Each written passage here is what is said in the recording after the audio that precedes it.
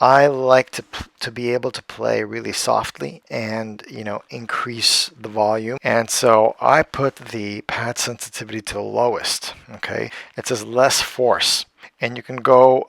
Usually defaults at normal, which is 8, and you can go all the way to 16. I like to leave it on less force, meaning that less force is required to trigger a sound from the pad when you hit it. So I can, you know, can play really softly.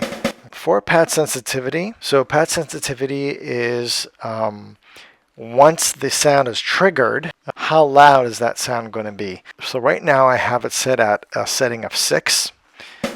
Okay.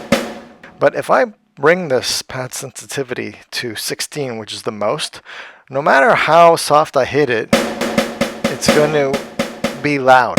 All right, so I like to bring that down to just a little bit below normal, so around 6. So I can go really soft, and you know, of course, I need to be able to trigger the pad first, and then, you know, the pad sensitivity will determine how loud it's going to be, depending on how hard I hit the pad.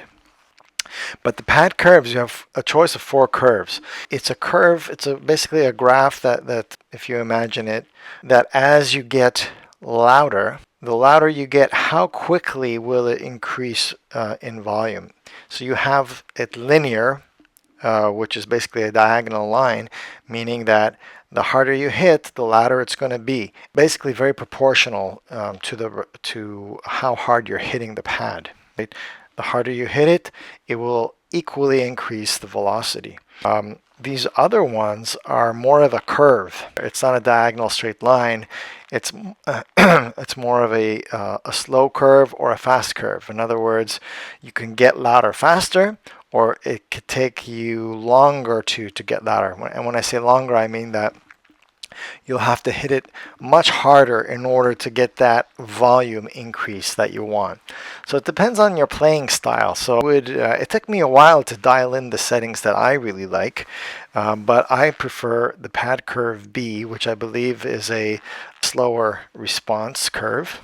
I have my pad sensitivity set at 6, and I have the pad threshold set at 1. All right.